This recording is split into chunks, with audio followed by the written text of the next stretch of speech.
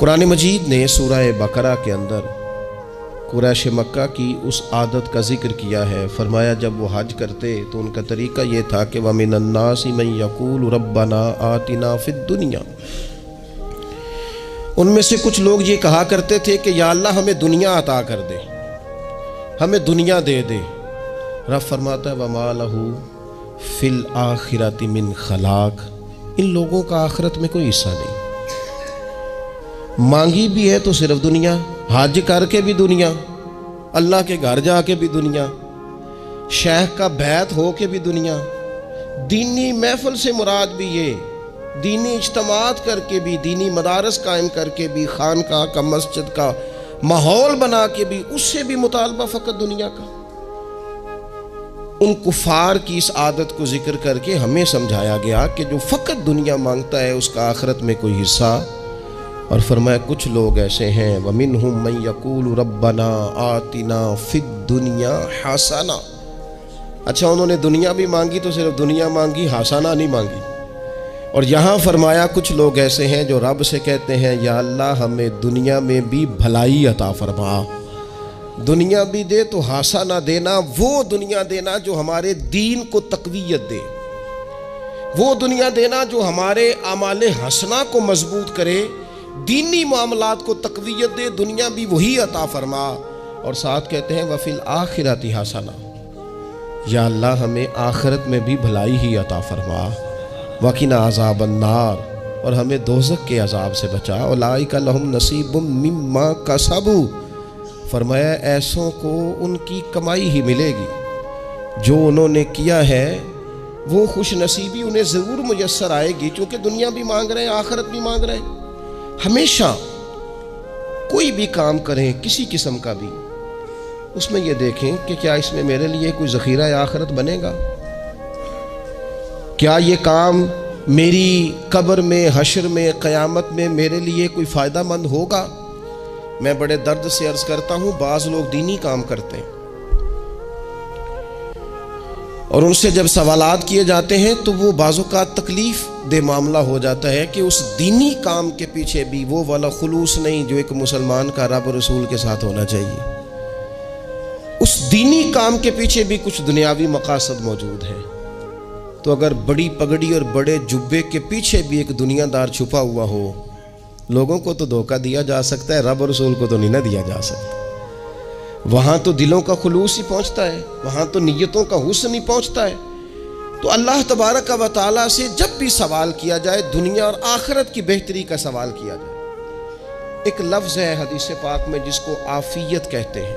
ترمذی شریف میں حضرت سیدنا عباس بن عبد المطلب رضی اللہ تعالیٰ عنہ آپ کی روایت موجود ہے. فرماتے ہیں میں نبی پاک صلی اللہ تعالیٰ علیہ وسلم کی خدمت عالی مرتبت میں حاضر ہوا تو میں نے عرض کی یا رسول اللہ صلی اللہ تعالیٰ علیہ وسلم مجھے ایسی چیز بتائیں جو میں اپنے رب سے مانگوں. چیز مانگنی ہوتی ہے نا، بعض اوقات موقع ملتا ہے تو کئی دفعہ انسان امتحان میں آ جاتا ہے کہ اب مجھے موقع مل گیا ہے، مجھے کہا گیا کچھ مانگ لو تو بھلا میں کیا مانگوں. حضرت عباس بن عبد المطلب رضی اللہ تعالیٰ عنہ نبی پاک علیہ السلام کے پیارے چچا جان ہیں، عرض گزار ہیں یا رسول اللہ صلی اللہ علیہ وسلم مجھے بتائیے میں اپنے رب سے مانگوں تو کیا مانگوں. تو حضور نے فرمایا رب سے عافیت مانگو. کہتے میں کچھ دن رکا، کچھ دنوں کے بعد پھر حاضر بارگاہ ہوا اور عرض کی یا رسول اللہ صلی اللہ تعالیٰ علیہ وسلم مجھے بتائیے میں اپنے مالک سے مانگوں تو کیا مانگوں. تو حضور نے پھر فرمایا اللہ سے مانگنا تو عافیت مانگنا. بزرگ فرماتے ہیں یہ عافیت کیا ہے؟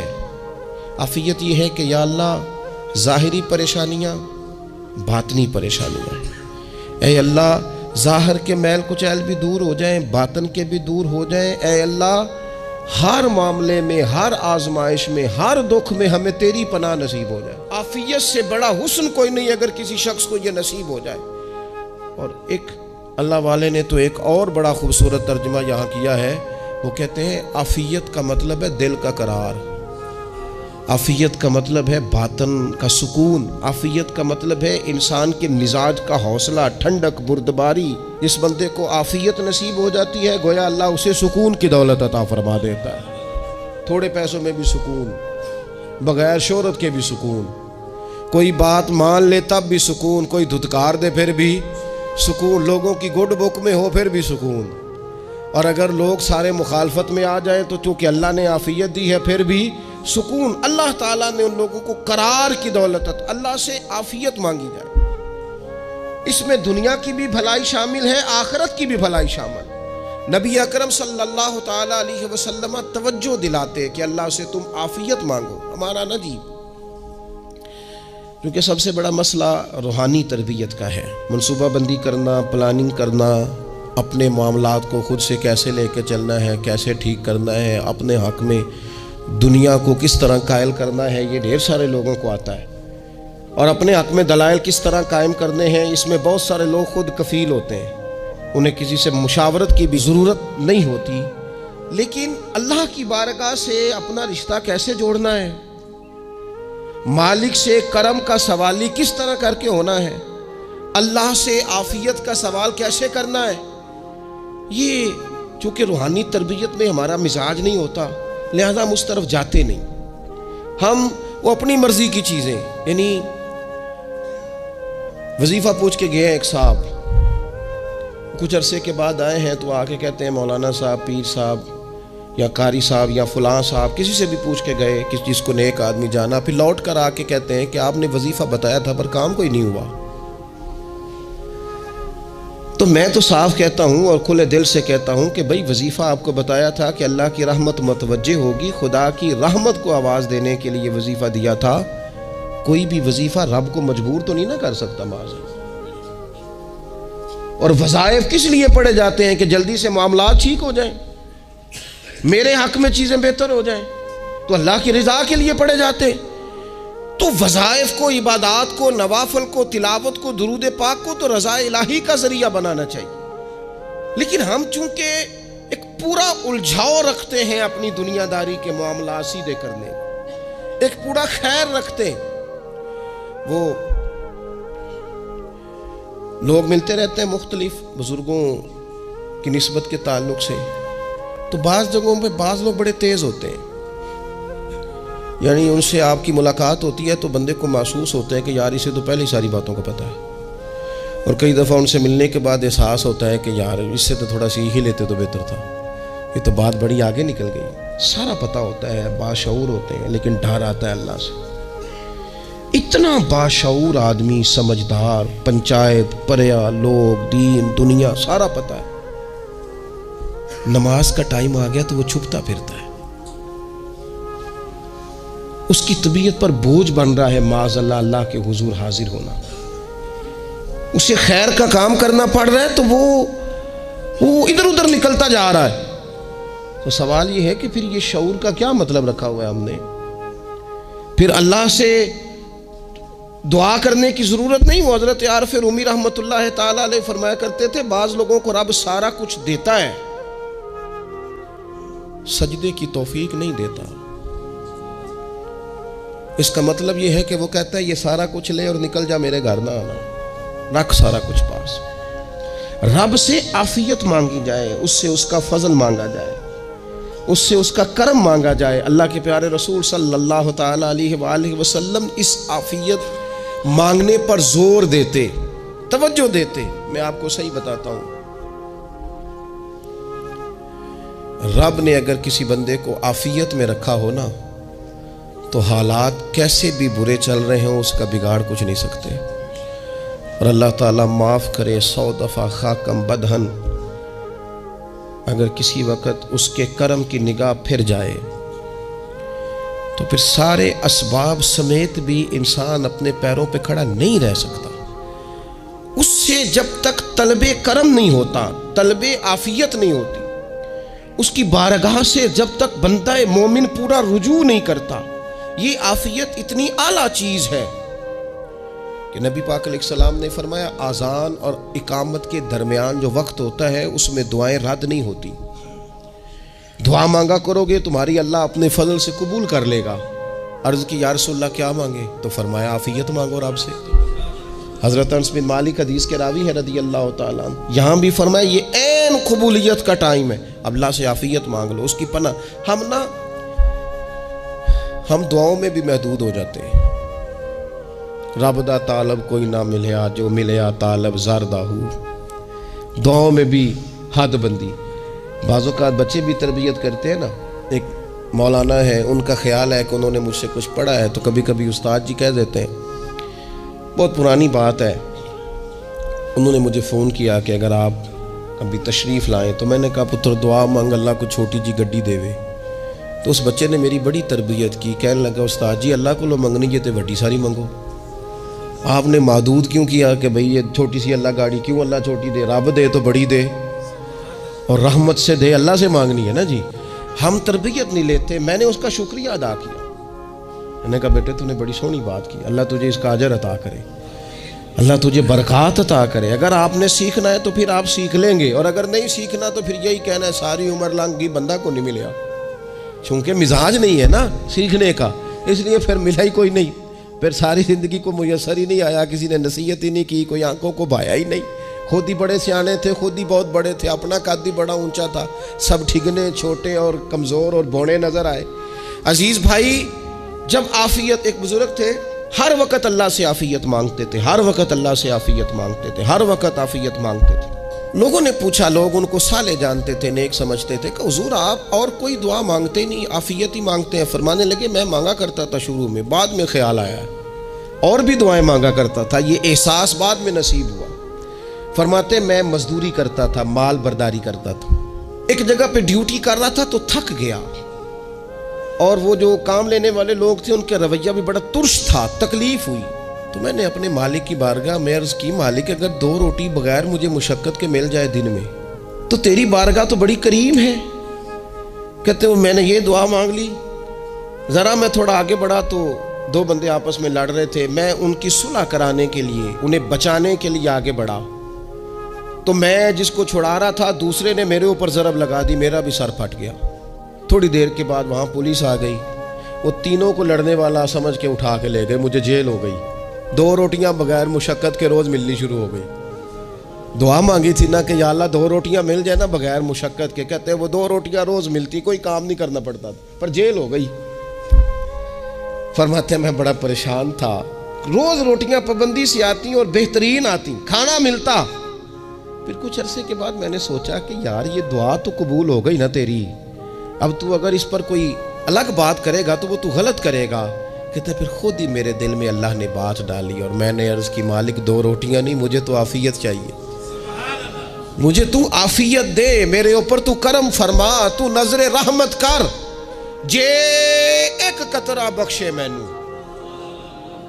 ایک قطرہ بخشے مینوں تے کام بن جاندا ہی میرا. مہربانی کر، عافیت عطا کر. فرماتے پھر خدا نے کرم کیا. کہاں سے اسباب بنے میرے جیل سے چھوٹنے کے، کون کون میرے ضمانتی بنے اللہ ہی جانتا ہے. فرماتے ہیں دروازے بھی کھل گئے، رزق بھی ملتا ہے، صحت بھی میسر ہے، سجدہ بھی کر لیتا ہوں، سویرے تلاوت بھی کرتا ہوں، شام کو مدینے والے کی بارگاہ میں رج کے درود و سلام بھی عرض کرتا ہوں. میں ممکن ہوتا ہے تو کسی غریب کی داد رسی بھی کرتا ہوں. اب سمجھ آئی ہے ربنا آتنا فی الدنیا حسنۃ وفی الآخرۃ حسنۃ وقنا عذاب النار. اب سمجھ آئی ہے رب سے جب بھی مانگنا ہے عافیت ہی مانگنی ہے، اس سے کرم مانگ. ہم نے محدود دعائیں رکھی ہوئی ہیں، محدود. وہ جی فلانا کام میرا ہو جائے تو بھئی وہ ایک ہو گیا، اس کے بعد پھر نئی ٹینشن بن جائے گی. نہیں، میں جی بچوں کی شادی کر لوں جی پھر میں فارغ ہوں. آپ شادی کر کے دیکھیں، لاگ پتہ جائے گا کیسے فارغ ہوتے ہیں. آپ یہاں رکتے کیوں ہیں؟ آپ خدا سے عافیت کیوں نہیں طلب کرتے؟ اس کی بارگاہ سے وہ کیوں نہیں مانگتے کہ جو ایک قطرہ ملے تو دنیا اور آخرت کے سارے کام ہو جائے؟ اس سے اس کی رحمت کا سوال کرے، اس سے اس کے کرم کا سوال کرے. اللہ کی بارگاہ میں بھی حاضر ہونا اور جچی تلی اور جناب ناپ تول کر اور محدود چیزوں کا سوال کرنا. مالک سے مانگیں، اور وہ جب دیتا ہے تو دیتا بھی بے حساب ہی ہے. وہ جب عطا کرتا ہے تو کرم کے دروازے کھول کے عطا کرتا ہے. ورنہ تو ایک الجھن سے انسان نکلتا ہے، دوسری میں الجھ جاتا ہے. ایک گتھی کو سلجھاتا ہے. پھر اقبال رو پڑے تھے، کہنے لگے میں عقل کی گتھیاں سلجھا چکا ہوں، یا رب مجھے صاحب جنوں کر دے. اللہ یہ بڑا میں نے ہیر پھیر دیکھ لیا، مجھے دیوانہ بنا. اب مجھے جنون ہو، اب میں کسی کے لیے رویا کروں، اب میں کسی کی یاد میں تڑپا کروں، اب میں رات کسی کے لیے میری آنکھیں بیدار رہیں، یہ بڑی ہو گئی دنیا داری، عقل کی گتھی حالانکہ نہیں سلجھتی، اور اقبال کہتے ہیں عقل کی گتھیاں سلجھا چکا ہوں، یا رب مجھے صاحب جنوں کر دے۔ اور پھر کہنے لگے بجھی عشق کی آگ اندھیر ہے، اب یہ مسلمان نہیں، یہ خاک کا ڈھیر ہے، تو مٹی بن کے رہ گیا۔ کیا کہاں اپنی ساری توجہات کا قبلہ کس چیز کو؟ میرے عزیزو، اللہ سے عافیت۔ نبی پاک علیہ الصلوۃ والسلام نے ایک شخص سے پوچھا کیا دعا مانگ رہے ہو؟ تو اس نے کہا یا رسول اللہ میں اللہ کی بارگاہ میں صبر کا سوال کر رہا ہوں۔ تو حضور فرمانے لگے صبر تو مصیبت پر ہوتا ہے۔ یا رسول اللہ پھر کیا مانگو؟ آپ ان جملوں اور لفظوں کی گہرائی کو سمجھیں، صبر کے لیے تو پہلے مصیبت آئے گی، پھر صبر آئے گا۔ تو یا رسول اللہ کیا مانگوں؟ فرمایا تو رب سے عافیت مانگ۔ مانا کیا ہے؟ مصیبت آئے کیوں؟ اللہ تجھے اپنی حفاظت کے حصار میں لے لے، وہ وقت ہی کیوں آئے کہ جب تیری طبیعت الجھ جائے، جب تو پریشان ہو جائے، جب تو تو اللہ سے عافیت مانگنا۔ جب تو عافیت مانگے گا تو اگر کبھی مشکل آئے گی بھی نا، تو خدا پھر اپنے فضل سے مشکل سے نکلنے میں رستہ بھی بڑی جلدی عطا فرمائے گا اور تیرے اوپر فضل فرمائے گا۔ اگر عافیت، یہ جو ہم نبی پاک کی امت ہے نا، تو یہ ہمارے گرد اللہ کے فضل اور اس کی رحمت کا حصار ہے، یہ حصار ہے ہمارے گرد۔ وہ درویش نے کہا تھا نا کہ کروں شکر کتنا اور کروں فخر کتنا کہ تیرے کرم نے مجھے فائز المرام کیا، دیکھو بنا کے سید عالم کا امتی مجھ کو گناہ سے پہلے ہی بخشش کا انتظام کیا۔ ابھی میں نے غلطی کی نہیں، لیکن مجھے حضور کا غلام بنا دیا، بخشش کا بندوبست پہلے ہو گیا۔ اپنے مالک سے بیمار بھی اس سے عافیت مانگے، مقروض بھی اس سے عافیت مانگے، بے اولاد بھی اس سے عافیت ہی مانگے، صاحب اولاد بھی اس سے عافیت ہی مانگے، جو دولت کے حصول کے رزق حلال کے خواہش مند ہے وہ بھی اس سے عافیت مانگے، اور جن کی جھولی اس نے بھر دی ہے وہ بھی اپنے رب سے عافیت ہی مانگے۔ مالک سے جب سوال کرے، ایک بزرگ تھے انہوں نے تو اپنی انگوٹھی میں لکھوا لیا تھا کہ یا اللہ مجھے عافیت عطا فرما، مگر جب بھی دیکھتا ہوں یاد آ جاتا ہے کہ اللہ سے عافیت مانگنی۔ اپنے مالک کی بارگاہ کے اندر دیکھو، میں نے دیکھا ہے وہ کسی نے کہا تھا کہ تیری خواہش ہے کہ وہ تیری آرزو کرے پوری، اور میری خواہش ہے کہ تیری آرزو بدل جائے۔ کچھ لوگ ایسی خواہشات بھی لے کے آتے ہیں کہ جو پوری نہ ہو تو بہتر ہوتا ہے۔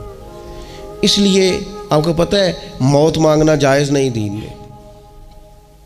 مصائب سے گھبرا کر، مشکلات سے گھبرا کر، زندگی کے مد و جزر سے پریشان ہو کر موت کا سوال کرنا جائز نہیں۔ کس طرح جائز ہے؟ ان لفظوں کے ساتھ دعا کر سکتا ہے کہ یا اللہ جب تک میری زندگی بہتر ہے مجھے زندہ رکھ، اور جب میرا دنیا سے جانا بہتر ہے پھر تو مجھے اپنی بارگاہ میں بلا لے۔ یہ بھی کیا ہے؟ یہ بھی عافیت کا سوال ہی ہے کہ یا اللہ رکھ بھی تب تک جب تک رہنا بہتر ہے۔ نبی پاک نے بھی ارذل العمر ہونے سے پناہ مانگی۔ ہمارا یہ مزاج بن گیا ہے کہ ہم اپنے حق میں ایسی چیزوں کا سوال کر رہے ہوتے ہیں جو کئی دفعہ ہمیں مل جائیں تو ہمارا نقصان کریں۔ قرآن حکیم ایک جگہ پہ اللہ کریم نے فرمایا ہے کہ اگر سب لوگوں کو مال دے دوں تو بغاوت کریں، فساد ہو جائے۔ کیا مانا؟ کہ اپنا نقصان کر بیٹھے لوگ۔ ہم اپنے مالک کی بارگاہ میں بعض ایسی چیزوں کے سوالی ہیں کہ جو ہمارے لیے ٹھیک نہیں ہے، ہمیں اس کے کرم پر چھوڑنا ہے، اس سے عافیت مانگنی۔ اور بعض لوگ، کیونکہ میں کہہ چکا ہوں شروع میں کہ ہماری دینی روحانی تربیت نہیں ہوتی، اور ہم کہیں سے باقاعدہ اسباق لینے کے قائل ہی نہیں ہوتے، پوری تربیت کا ہمارا مزاج نہیں ہوتا، اپنی عقل اور اپنا شعور اور اپنے حساب سے ہم زندگی کو بتانا چاہتے ہیں۔ اور یہ جو میرا دور ہے یہ ویسے ہی الجھا ہوا زمانہ ہے، اللہ ماشاء اللہ، پتہ نہیں کوئی کیا بول رہا ہے، کوئی کیا کہہ رہا ہے، ایسے جیسے کوئی میلہ لگا ہوا ہے اور کان پڑی آواز سنائی نہیں دے رہی۔ جس کی دکان پر کوئی گاہک نہیں وہ بھی کہہ رہا ہے لائنیں بنا لو۔ ایسا الجھا ماحول ہے اور ایسی آزمائش ہے کہ لوگ بیچارے پریشان ہیں۔ دیکھیں جب تربیت کے ساتھ انسان آگے بڑھتا ہے نا، ہمارے پاس مقتدا ہے اللہ رسول کا کلام، ہمارا پیشوا ہے رب رسول کا فرمان۔ جب ہم کتاب و سنت کی روشنی میں آگے بڑھتے ہیں تو پھر ہمارے لیے منزل آسان بھی ہوتی ہے اور قریب بھی ہوتی ہے۔ پھر ہمارے لیے آگے کی طرف سفر کرنا، آگے بڑھ جانا یہ آسان ہوتا ہے، کیونکہ جب رب عافیت عطا کرتا ہے تو پھر اللہ اسباب بھی پیدا فرماتا ہے۔